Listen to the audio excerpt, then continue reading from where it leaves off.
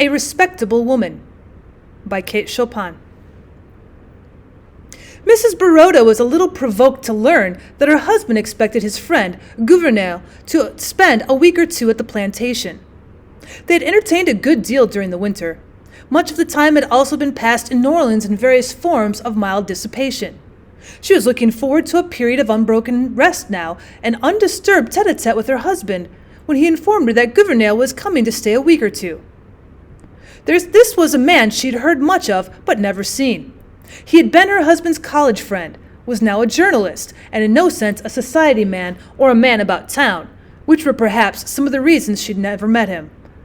But she had unconsciously formed an image of him in her mind. She pictured him tall, slim, cynical, with eyeglasses and his hands in his pockets, and she did not like him. Gouverneur was slim enough, but he wasn't very tall nor very cynical.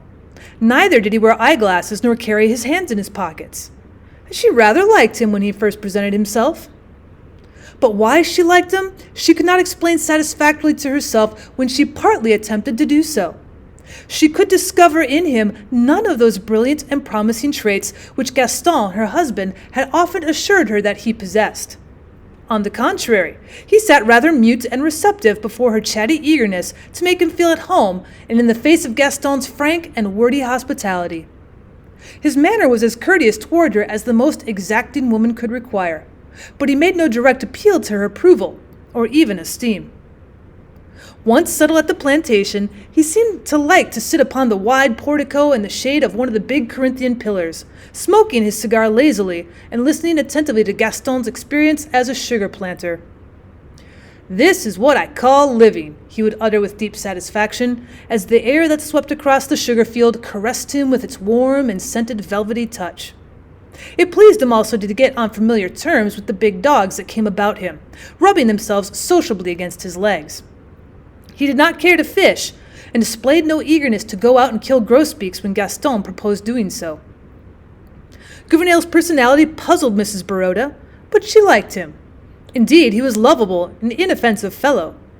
After a few days, when she could understand him no better than at first, she gave over being puzzled and remained piqued.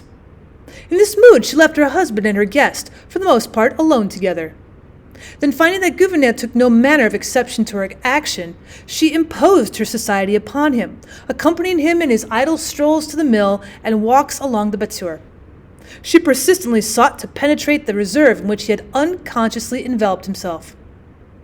"When is he going, your friend?" she one day asked her husband. "For my part, he tires me frightfully." "Not for a week yet, dear." "I can't understand. He gives you no trouble." "No.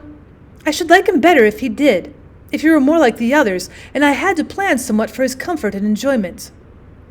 Gaston took his wife's pretty face between his hands and looked tenderly and laughingly into her troubled eyes.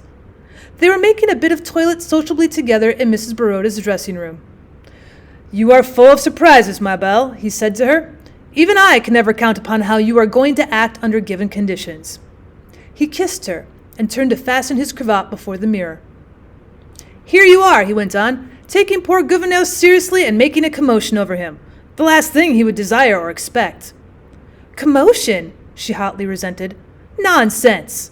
How can you say such a thing? Commotion, indeed!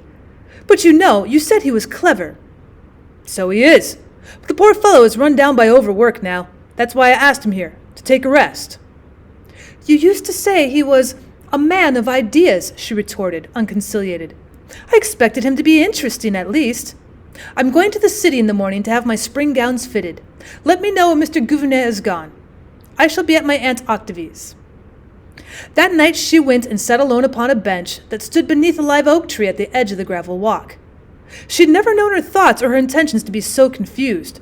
She could gather nothing from them but the feeling of a distinct necessity to quit her home in the morning. Mrs. Baroda heard footsteps crunching the gravel, but she could discern in the darkness only the approaching red point of a lighted cigar. She knew it was Gouverneur, for her husband did not smoke. She hoped to remain unnoticed, but her white gown revealed her to him. He threw away his cigar and seated himself upon the bench beside her, without a suspicion that she might object to his presence. "Your husband told me to bring this to you, Mrs. Baroda," he said, handing her a filmy white scarf with which she sometimes enveloped her head and shoulders. She accepted the scarf from him with a murmur of thanks, and let it lie in her lap. He made some commonplace observation upon the baneful effect of the night air at the season.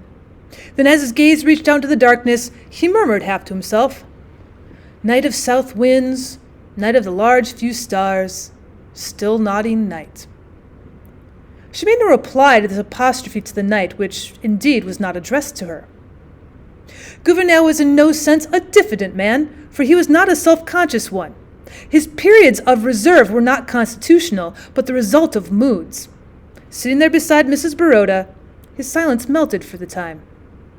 He talked freely and intimately in a low, hesitating drawl that was not unpleasant to hear. He talked of the old college days when he and Gaston had been a good deal to each other, of the days of keen and blind ambitions and large intentions. Now there was left with him, at least, a philosophic acquiescence to the existing order, only a desire to be permitted to exist, with now and then a little whiff of genuine life, such as he was breathing now. Her mind only vaguely grasped what he was saying. Her physical being was for the moment predominant.